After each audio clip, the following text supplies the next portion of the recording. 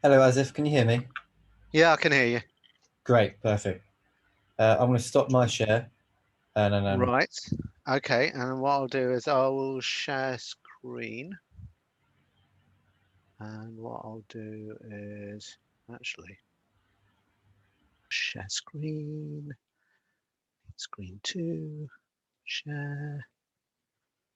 Okay. Right. Okay. Well, you'll notice actually from my sort of like my job title as sustainability director, and then basically I'm going against my own job title. It's kind of an interesting thing because it's actually an office viewpoint in terms of sort of like the direction to go in. And every office will probably have a different way of actually dealing with this. So keep an open mind, so because some of the titles that I discuss, in matter of fact, may be applicable, may not be applicable. And it's probably for each organization and to set out what they find is the actual priorities for them. Um, So what do? We effectively design buildings or design for buildings in terms of interiors. And, I'll just go through the usual rigmarole of effectively giving you the same stats that everybody knows.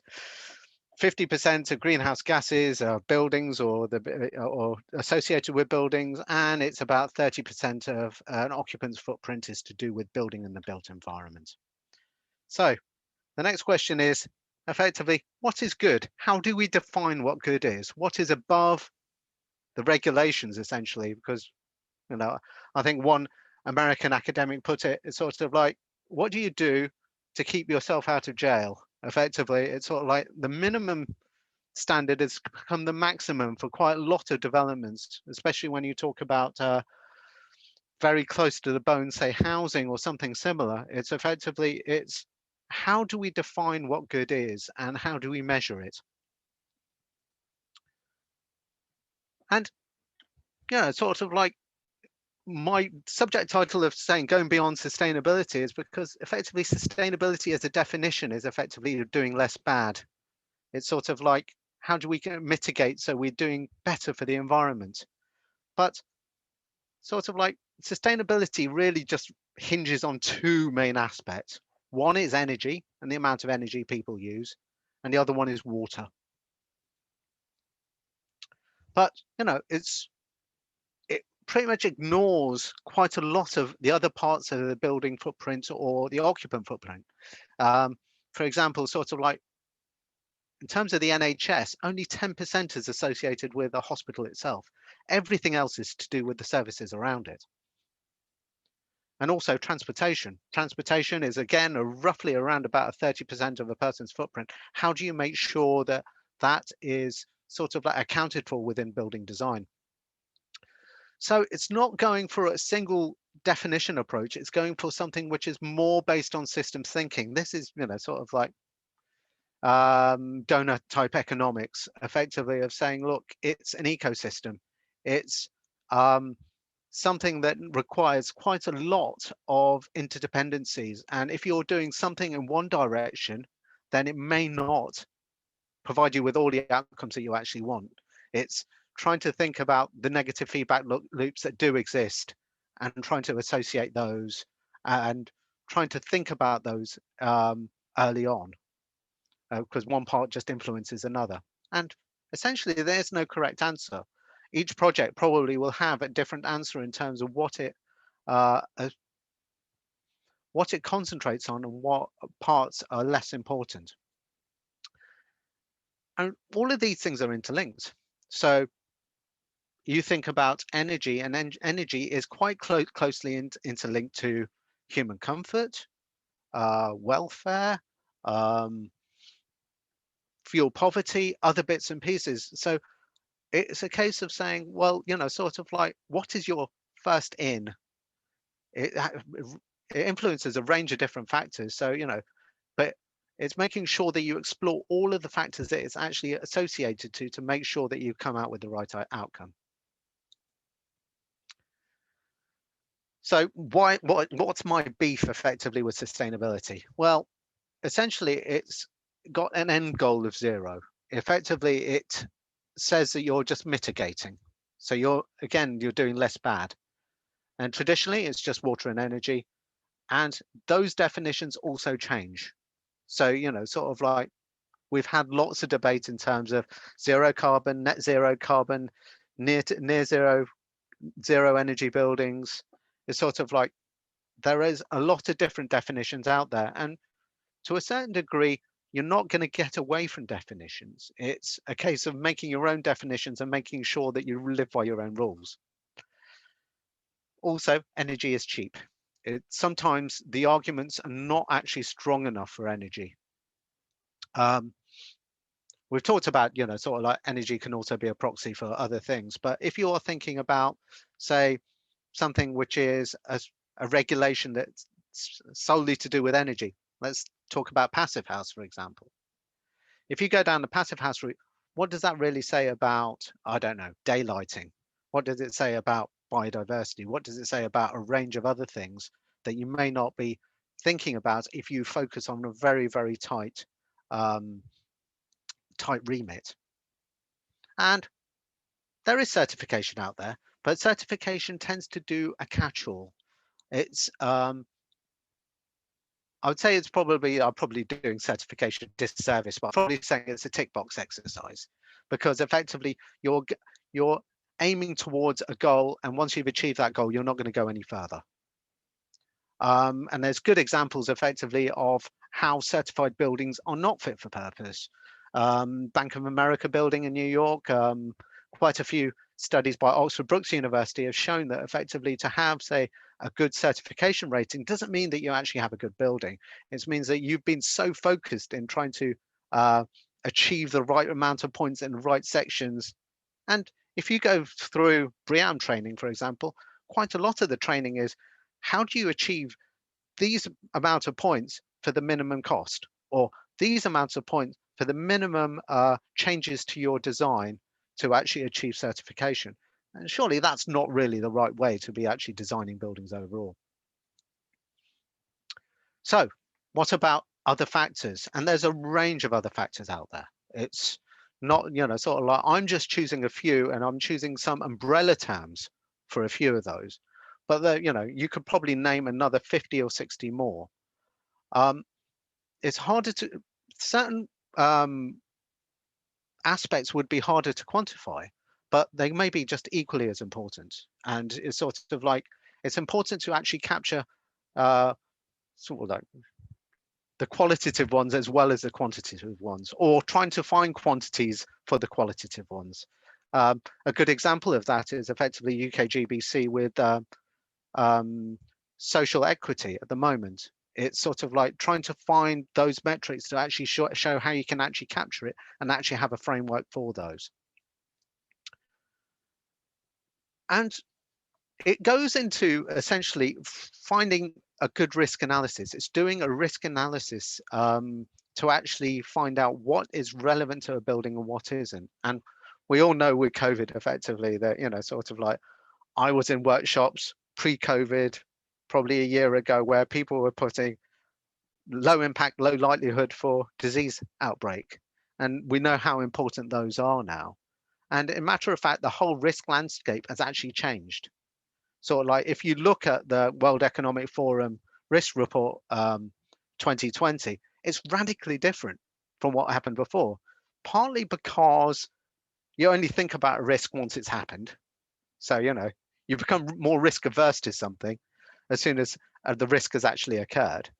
But also that risk has knock-on risks that provide a range of other things that you're thinking more about.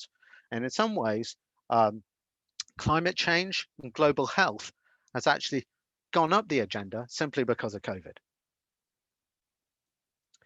So taking a step back, who do we actually design for? And it's useful just to think about the basic unit of who you design for, and that's the occupant. And thinking about the occupant centrally within that. Now, a client will actually think about different aspects from what we think about in terms of a designer. And it's important to get the client on board and think about the risks early on within a project. to actually find what the actual definition is of what is actually can be reported on consistently throughout the project design cycle. It is a palette of different aspects rather than focusing on one thing. So their vision, well, it's important to define their vision, first of all.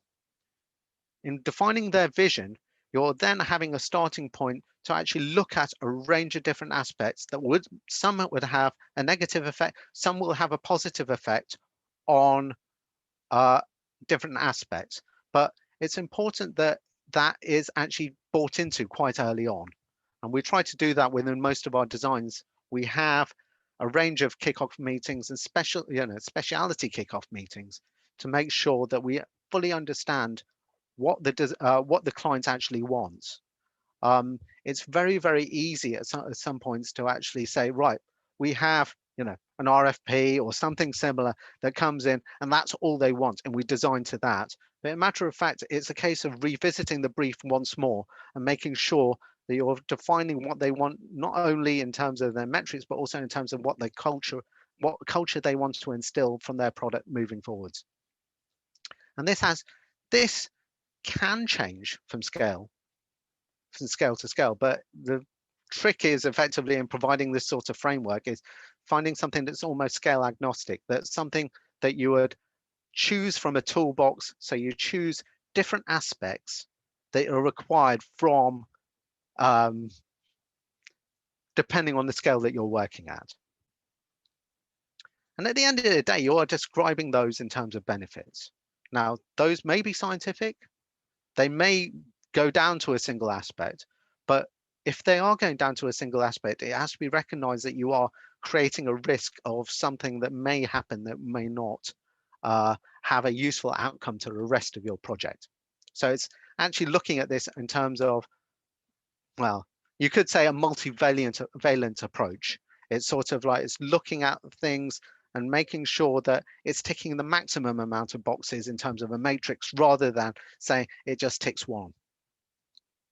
And we've all seen graphs like this in terms of sort of like providing arguments to clients in terms of saying, sort of like the most important people in your organization, the most important thing in your organization is your people, and then effectively the buildings are secondary. But in terms of doing that, in terms of a matrices and then saying, look, you've got all of these things and all of these things are a positive plus point, in matter of fact, becomes very, very confusing for a client. And it becomes very, very confusing to actually look at overall, even in certification. So even if you have certification, I think a client would find it quite difficult to say, look, you have a BREEAM good building and this is a BREEAM excellent building. Tell me the difference. What does this actually mean to you? And what this actually means to you means that you have to actually take, and you have to not quite dumb it down, but you will have to make sure that you actually write a story. You have a narrative that you can describe to somebody in the same way that sort of like a picture will paint, sort of like 1,000 words. It's a case of making sure that a story is strong so they know effectively what they are getting. All right, yes, there is a risk with a narrative that effectively you're going to sort of like not have the evidence to back it up. But if you have the evidence in the background and you're providing a strong narrative, that will be a stronger message for clients to tell their employees, to tell future occupants of the building on how or why the building was designed in that manner. Now, in terms of sort of like how this feeds into the actual design, it's been mentioned that sort of like these umbrella terms are what we actually use within Perkins & Will to actually describe those things. They are just umbrella terms and they have a range of different bits that feed underneath that, and I'll run through some of those, but these are the ones that we've chosen and they may be different for different organizations. So the themes are effectively inclusion, resilience, sustainability, regeneration. Now, regeneration is not the urban regeneration that we normally think about, but it's regenerative design. So you're providing more than you would do originally. It's, sort of like carbon positive, water positive, those sorts of terms that are now coming into design. And you're no longer saying a zero carbon building, you're saying something more than that. And then also well-being, so I'm thinking more about the occupants.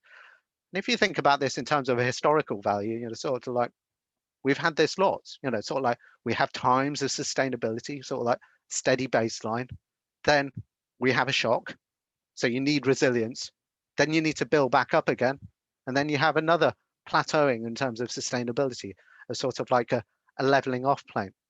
And sort of like in terms of the history of the world, sort of like we've had this lot.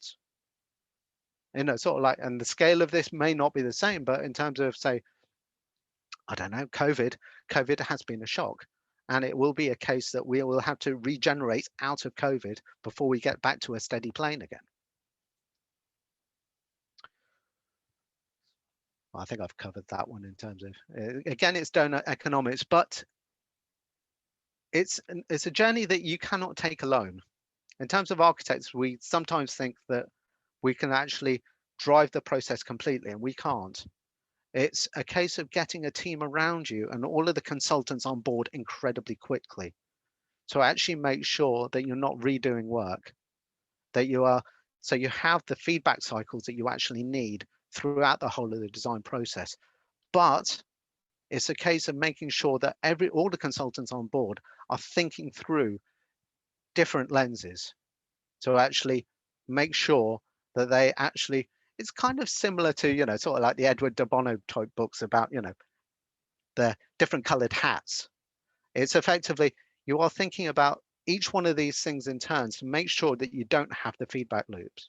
But also, again, it's a start anywhere. You could start with, right, we're designing this building in terms of shock resistance. What does that mean in terms of its sustainability? What does that mean in terms of its inclusion? What does that mean in terms of its occupant well-being? And, sort of like there are natural sort of like leading points. So, sustainability easily leads to inclusion, that easily goes to well-being. And so, sort of like there are easy steps along the way. But, essentially, how do you start? The first point is effectively is to write a story. It's to actually make sure that the narrative is strong, that you can actually just translate that to the client well, so that then you can feed in all of these aspects underneath. So just looking at the aspects again in terms of what they could be in terms of the second tier, in terms of what you would actually look at. In terms of energy, we're all used to effectively sustainability in terms of design. So it's, it's kind of easy, but also in terms of water usage, also in terms of materials. One of the things that we're trying to look quite heavily into at the moment is material transparency, to actually look at what actually people are declaring in terms of what they have within the materials that they supply. Sort of like you can walk into a supermarket and you can easily see what's inside a loaf of bread, but it's very hard sometimes to actually see what a chair is made of. So this leads to a certain set of questions, sort of like, what are the large improvements? What are the best key performance indicators to use? Could you use certification as a stepping stone to do that? Or would you use something like certain aspects of sustainable development goals to actually see how you could actually report back on that? And in terms of resilience, we have environmental shocks and stresses. So things that happen quickly and things that happen over a long period of time. And these can be split up into environmental, economic, and social. And we tried to do this throughout the project, but no client really wants to look at a risk assessment. But they will be quite willing to have a story or a narrative built up around the risk assessment to say, this is what we're doing in terms of your build. Again, regenerative, again, it's looking at the positive. It's about restoring, as opposed to just saying that effectively, sort of like, we're going to change this area, because in a matter of fact, it's providing more than actually was on the site originally. To a certain degree, it's actually talking beyond the site boundaries. So traditionally, we sort of like, we design within the red line and our building is within that. But if you think about it beyond that, then effectively you are thinking in terms of a regenerative way. So yeah, is it net positive? How does it compare to the conditions before the development actually took place? Inclusion, community spaces, making sure voices are heard, making sure you have good community engagement, and not effectively as a tick box exercise, which is sometimes used as. Make sure that it happens early on, so it's actually useful input as opposed to going through the motions later, which I have done in the past, and I'll be honest enough to say that. It's sort of like it's making sure that it happens early on so that they have an actual input. Most of these things actually require inputs early on, and if they have input early on, then they will have meaning. If they don't not brought on early on enough, then effectively you're not setting out your stall. You're effectively trying to almost resist what you're getting back in terms of feedback. And in terms of well-being, air quality, acoustics, and biophilia. I'm just going to speed up a little bit because I suddenly realized I've been rambling a little bit. Now, in terms of sort of like, how do you do this in terms of within the design process itself? It's actually going through almost a system in terms of a process map. So you're mapping out different bits and pieces. This has been taken from a Herman Miller study that's actually been done. So you're looking at different aspects on how things can adapt and change over time, and what are the different usages over time, and how scenarios can be mapped. In a similar way, COVID has also changed different bits and pieces and the impact that actually has on users and on who you're designing for. One thing that we've actually found is that life cycle analysis, or life cycle impact analysis more correctly, is a link to all of this. You can use that as a measuring point to actually start off, to actually think about, but it's a tool that should be used very creatively in the sense. It's similar to, say, computational fluid dynamics. If you're going to do a CFD analysis, it doesn't mean that you get a naturally ventilated building out of it. You still have to understand thermal buoyancy. You have to understand building usage. You have to understand plenums, velocity, pressure, a range of other factors, Reynolds numbers. In the same way, you should use life cycle analysis as a tool, as another endpoint to actually effectively analyze and also quantify a range of different impacts beyond just greenhouse gas emissions. We have a lot of impact. We can create, we create long-term assets, but we're also incredibly wasteful in terms of, sort of like most buildings are designed, are designed in terms of their specification for about 100 to 125 years, but most of them will not outsee 70 years. So we've got a large palette out there that are bones of buildings that we got to now start using. The palette's already out there. It's a case of making sure that you actually analyze those buildings early on to make sure what adaptation you can actually do rather than almost creating new. And that's something that I've been trying to instill in the designers in our office, is sort of like, do we need to demolish? What are the actual arguments for demolition? Now, I'm just going to run through two different initiatives that I put in to the office reasonably recently. One is a roadmap for interiors to create zero carbon interiors. Now, there's no such thing as a zero carbon interior at the moment. We're not going to get there even in probably 5 years' time. But we can put in the roadmap to actually say what are the enabling factors that actually are required to actually bring us, but also our consultants, also our supply chain on that journey. Also, what do we need to report back at certain points to actually provide that? So I think most people on the call understand, sort of a difference between operational and embodied carbon. And so it's using a range of different tools, and most of those tools are what is defined broadly within the circular economy. But it's also about separating out between the technological sphere and the biological sphere, and trying to use as much of the biological sphere as possible as your palette of materials. Now, from the studies we've done, we can achieve roughly about a 70% reduction in greenhouse gas emissions from large office fit outs. And that's largely to do with, as you see on this graph here, a larger red area, what you do after life to actually instill that circular economy, to make sure through a range of different tools like modularization or changing the business model completely in terms of product or service, to actually make sure that you're actually reducing the amount of greenhouse gas emissions as much as possible. Similarly, in architecture, we've done a commitment at stage 2 to provide a zero carbon building for all of the designs that come out of the office. Realistically, you're limited effectively to 5 or 6 stories for a building to actually have it zero carbon in a true sense. I'm not particularly an advocate for offsets. I actually think it's a complete minefield, but they do have their place when a building is beyond its realms. And you have to make sure that that system is as robust as possible. So we've followed the GLA lean, clean, green, and based on EUI in the same way that LETI and Architects Declare have sort of set out.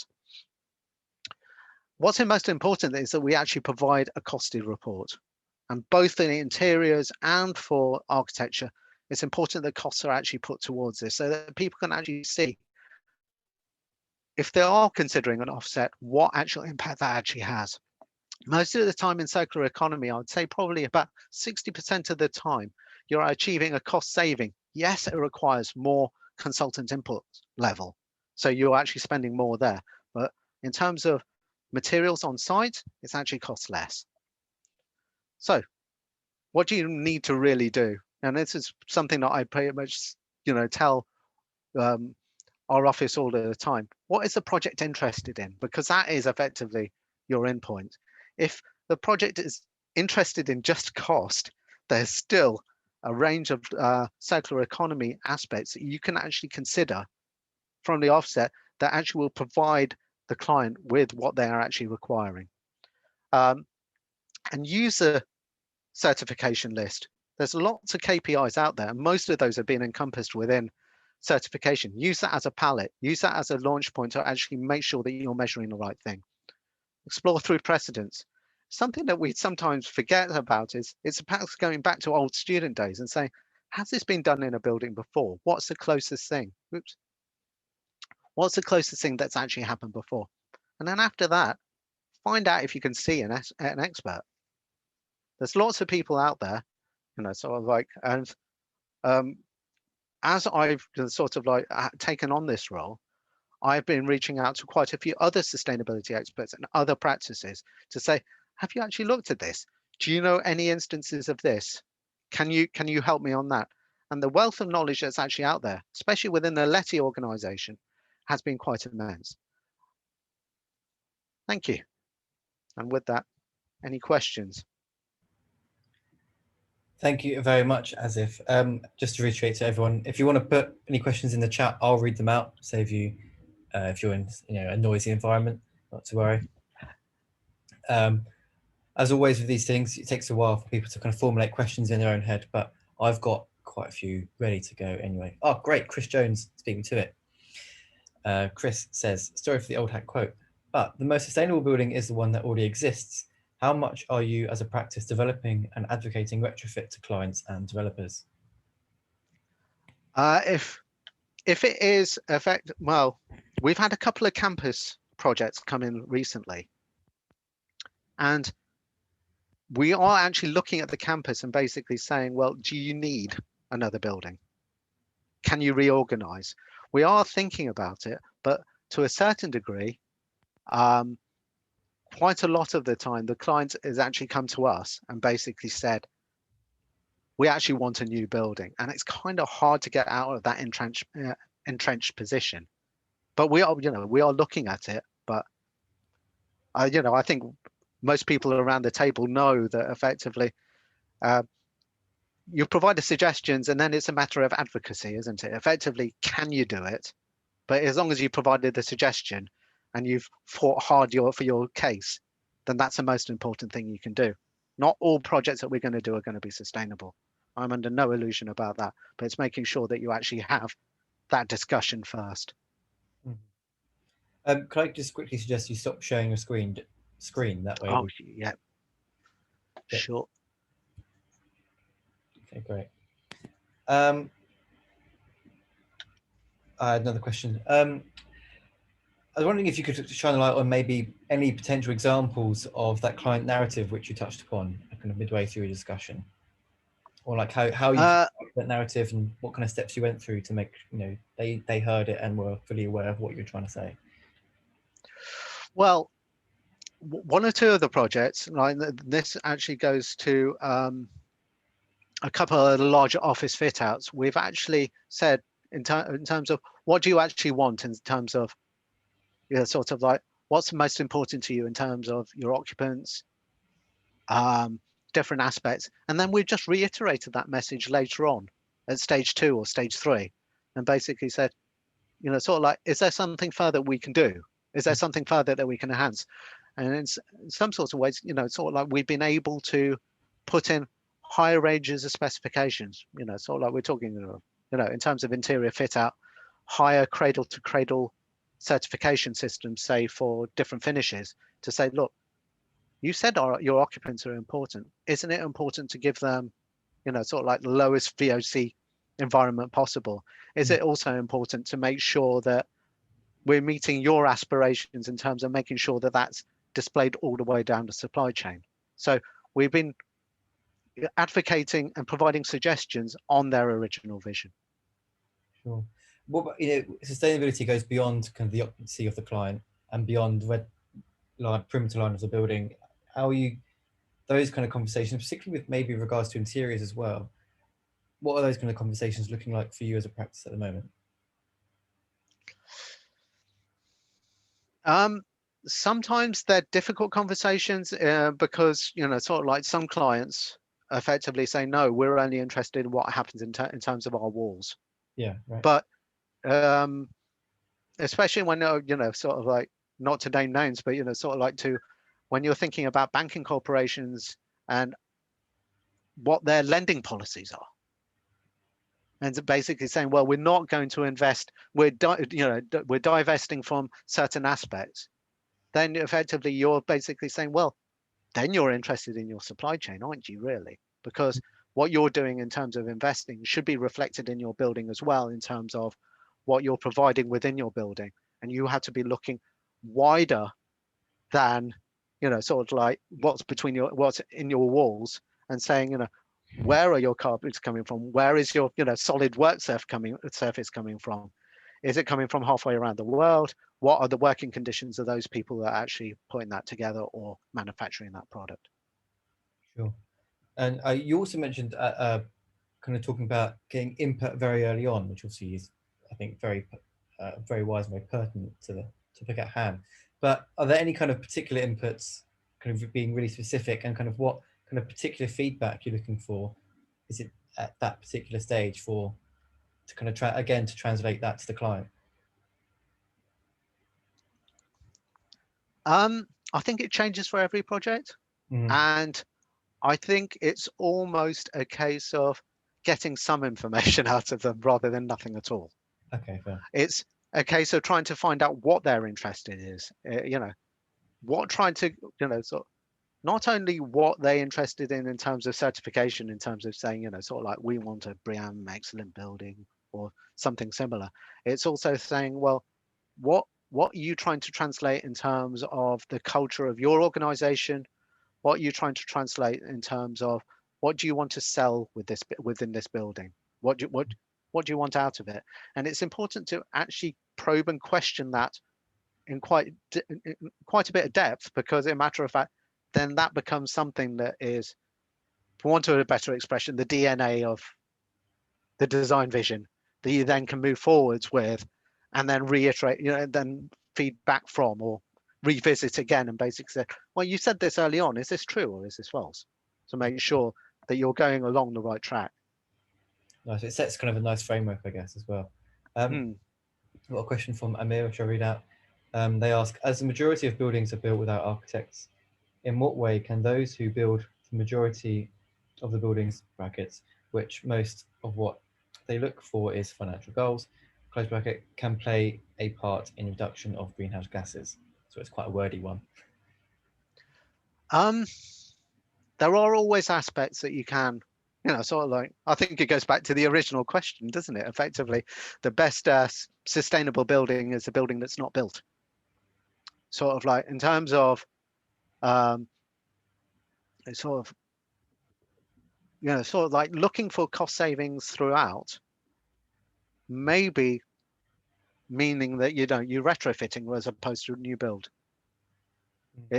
But sort of like with the tax regime at the moment, Yeah, it's sort of like it may mean that you actually are, and that becomes a driver. But are there certain aspects that you can make sure that you actually instill through design features, through light touches, to actually enhance the building, the existing building, as opposed to saying that you have to demolish it? It's just trying to provide the right aspects, or providing the right design focus for you then to go down, I suppose. sure. I've got another question from Alex, which I'll read out. Thank you for the great presentation. Being sustainable is certainly something that is top of the agenda for all designers and has been for a long time. You have touched on the issue that lies in the importance of the client being on the same page to actually turn it into reality. How much pushback do you have on your projects from clients when you present the sustainable ideas, assuming that these will add costs to the project? I tend not to, I wouldn't give this presentation to a client, and I'd never give this presentation to a client in a kickoff meeting. I think it's a case of listening first and then introducing subjects. I think there is an element of effectively education, but it has to be done in a targeted way. And there'd be no way that I'd basically say, give them the whole palette as I've, presented here. I'd only present a small part of that palette that then is relevant to them, and then say, well, would this be of interest to you? Would you want this? If you want that, well, wouldn't you want this as well? And and that is my sort of like the slides where I said start anywhere. It's effectively, you need that endpoint, that effectively of saying, well, you're interested in this, you may be also interested in this, or this naturally leads to, have you considered resiliency within your project? Sure. Or other aspects? There's a follow-up question from Alex, and they ask, do your fees reflect the additional work, research, or expertise required for this?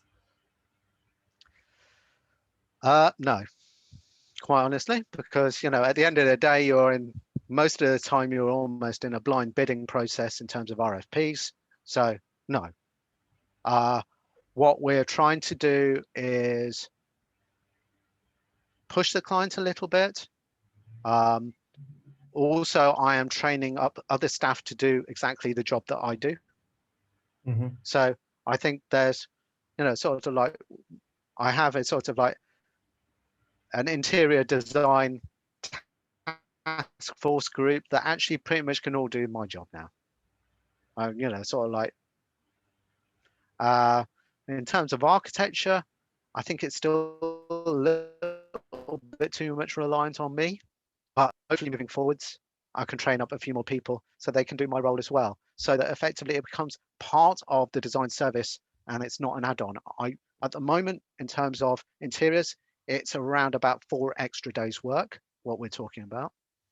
In terms of architecture, it's about a week and a half, but I want to try to reduce that through training, through actual work practice, to make sure that it becomes 1.5 days, which then can be used within the fee. I'm interested in the fact that Perkins School have a very well-known and well-versed interiors department, and obviously they're an architecture office as well. And I kind of want to know how those two aspects of one company talk to each other with regards to sustainability and how they kind of work together.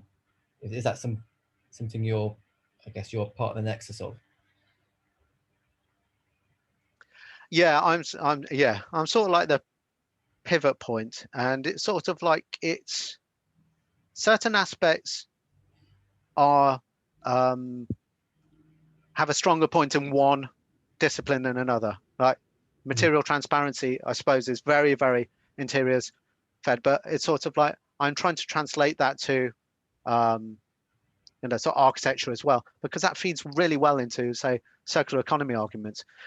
You need the transparency of materials so you know what you're going to do with the material afterwards, Yeah. how that actually perpetuates within resource cycles.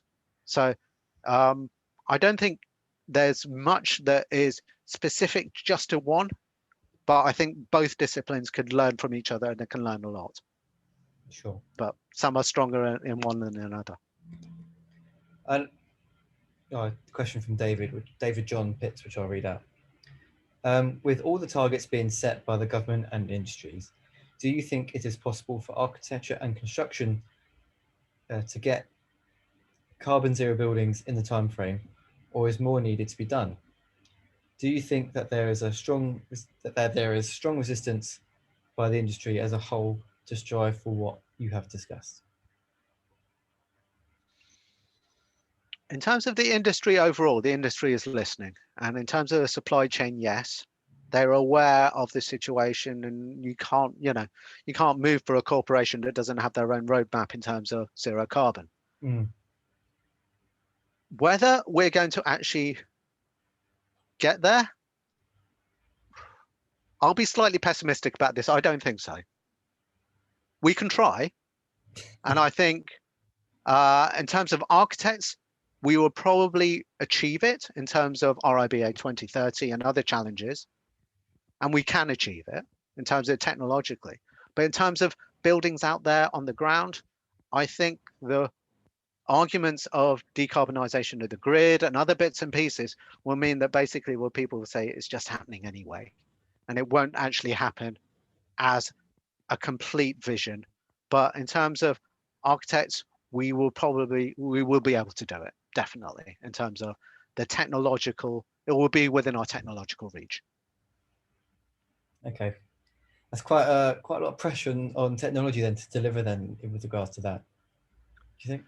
Or... Yeah, but sort of like you're looking at sort of how many days we were carbon free effectively or fully running on renewables. Say last year, and that's going up year by year. In terms of decarbonisation of the grid, people are getting a little bit savvy towards this. They basically said, well, if the grid decarbonises, it doesn't really matter if I upgrade my building or not. It doesn't, sort of like we're still going to be carbon neutral, aren't we? So it's sort of it's getting the right argument across and the right message across. But I think the message has to be personal to any client, and that's something an architect can do. Alex, have you unmuted to speak? Or is that okay? Am I able to speak? Is that okay? Yes, please do. Yes, I'd love it. Yeah, no, I found it really interesting, and so we run a small practice. So there's with 4 of us here, and it's certainly something that we're trying to push. But naturally, I think it's a problem that lots of small practices will have, is that we haven't been specifically educated in this way to have this kind of knowledge of how things are sustainable and effectively everything you've kind of been talking about. We also teach at various universities, and a lot of these issues, so the issues in architecture, kind of the answer to us is always, well, actually they need to start educating it. And I guess from my personal experience, that isn't being done. So even in education, it's a kind of bolt on, put some solar panels on there type thing. Yeah, or do a sunpath diagram, that sort of stuff. Yeah. It's reflected in the marking criteria as well. Mm-hmm. So I guess from your my kind of question is, what's your opinion on education? And also, I guess that's to do with the RIBA criteria. And how important do you think that is? It's a problem with target setting and a problem with marking schemes, I think, is that effectively you're always looking for something like a tangible object. Yeah.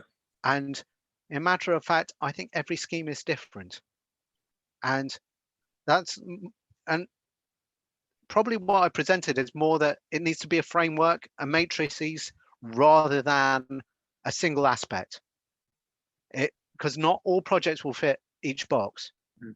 And I think it's up to, it's effectively going back to, you know, project reviews and crits, effectively. I'm trying to drive down what is the essence of projects?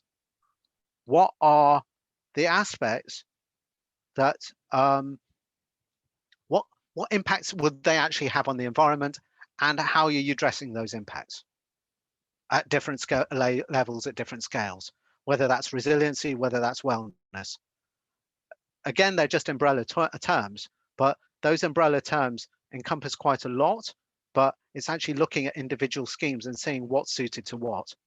It's partly advocacy and partly that, you know, sort of like you cannot do everything on every project, but it's also that you do not want to be creating a project that causes a negative impact. So Yeah. have you thought about the impact? And that's pretty much what I would say to students is, have you thought of what impacts your building actually has? What will it consume? What are the inputs? What are the outputs? It's those sorts of questions that are more required in education than a sun path diagram or which direction is the wind coming from. I completely agree, and I guess it's the bigger point that I was trying to make is there's a skill gap. So if I want to, you know, become have a more sustainable practice and make sure that we kind of start to get all these things in place, we have to employ, because we currently, I would hold my hands up and say, I don't feel best placed. I'm willing to learn, but actually we have to kind of keep the wheels in motion of the business. So actually the way we do it is we bring someone in. Same with university. When I teach, I'm also not best placed to teach that sustainable criteria or the kind of sustainable agenda. I can do it to a certain extent, but I can't say, well, these are the facts, this is what you should do. It's like kind of, I think there's a skills gap generally throughout throughout all levels. But, you know, not everybody can be everything, you know, none of us are going to be, you know, sort of like Renaissance people, you know, sort of like, you know, you probably will find my design sensibility completely crazy. But I thought to a certain degree. Your point was interesting, that it will become, you know, in the years to come, this will become something that isn't even questioned. It's just part of the design process. An architect, training of a designer. Which my question about fees was to do with that, because actually, if we wanted to do it, we're going to have to bring someone in. That's going to cost more money. Blah blah blah. In the short term, yes, but in the long term, you have to choose the right person that can actually train and work within your own work processes to make sure that that becomes part of your design process and transfer that knowledge. It's not about holding knowledge, it's about transferring it within the design practice. Yeah. It's something that, you know, sort of like, it's probably one of the hardest parts of my job, effectively, is basically saying, well, instead of this, what you normally do in terms of design, say, I don't know, in terms of a test fit or reorganization of a plan, can you just take this extra step and can you categorize all of your, you know, sort of like your room functions according to, I don't know, daylight, heating, cooling, something, and basically say, can you just give that to me and just think about that for a minute, so that and make sure that that then becomes part of the design process, so it becomes just another sub thought within moving towards the finalized plan. Yeah, no, I think all good. I'm going to shut up now. I'm happy talking all day on that, to be quite honest.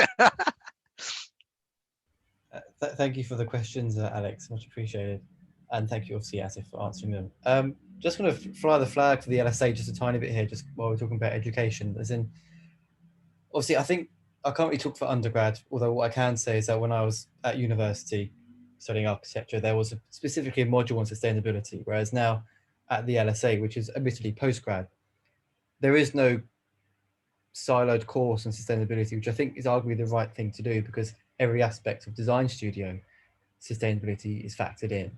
And that's something that we're trying to achieve as a school, is consider sustainability as holistic within the design process, right?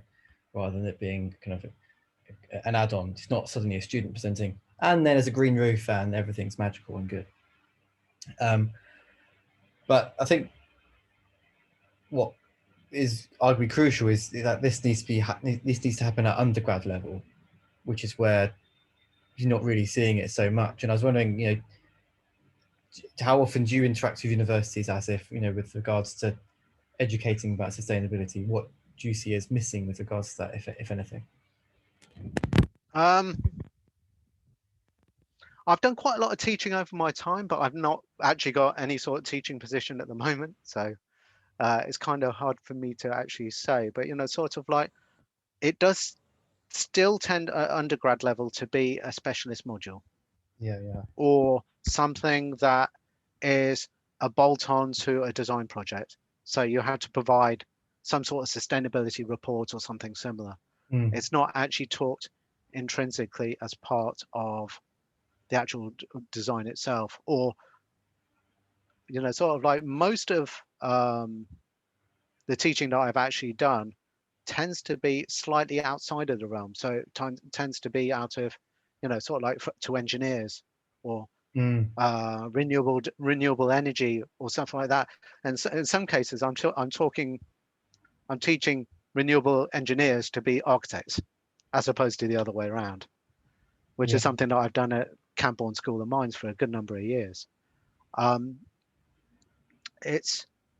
yeah, I still feel that it's still too separate, and it tends to be a specialist report that tends to be bolted on, as opposed to something that is intrinsic. Or I'd be arguably being one of the first questions a student asks about their project is, how is it going to be sustainable, and then maybe the rest will follow. But another question from Kevin, I'll read out. Thank you for the talk. Just wondering what is happening in the industry internationally. Why isn't UK architecture working closer with other countries to develop sustainability brackets to learn from and teach? And there's a follow-up question which I'll add. Where should we look for design exemplars and examples for clients on the international stage, etc.? Quite a big question. Ooh, right. Okay. Sort of like arguably the stuff with neighbours and other bits and pieces coming from Australia is kind of interesting in terms of a regulation that's actually been instilled within Australia. Well, it's not a regulation, it's effectively a certification system that now has been brought over here in terms of, because there's been plenty of studies been done in terms of UCL, in terms of performance gap and a range of other things.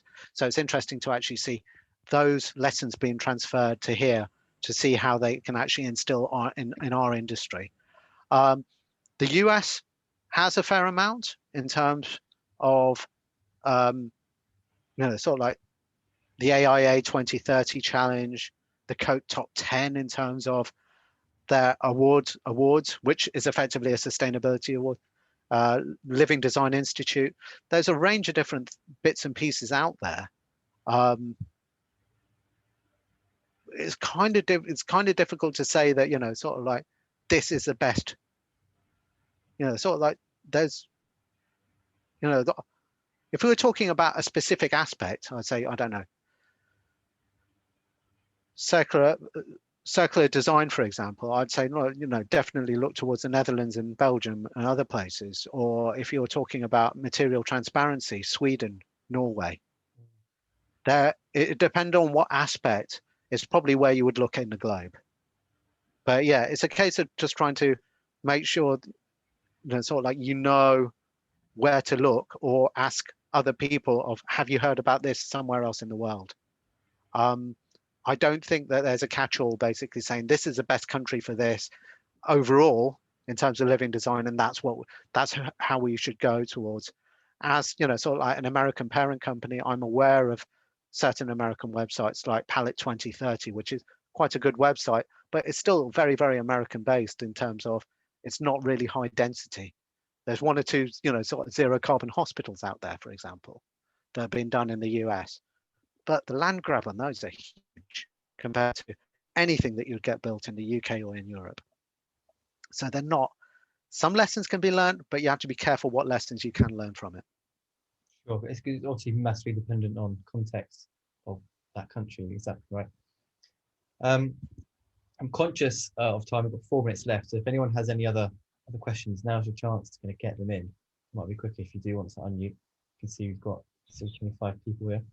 What was it? I had one. I just find my notes. I was wondering if you had any.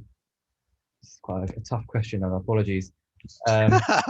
just to finish, a nice easy one to finish. Just a brief history of the universe. No,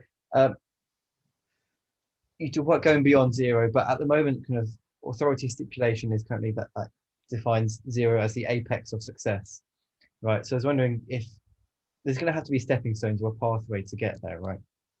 And if that's going to be the case, what kind of policy should architects maybe be advocating for, kind of looking to make, not even that ones that don't exist, but potentially nudge clients into thinking about to get beyond zero, and essentially, going beyond what is expected of the current sustainability gold standard.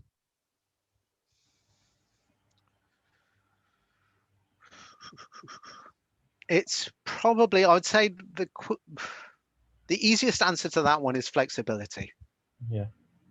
So deciding effectively, separating the building out into layers and deciding the lifespan of each of those layers and the robustness of each of those layers, so that you're not sort of like not putting yourself in a corner where you have to demolish the whole of the building before it's time.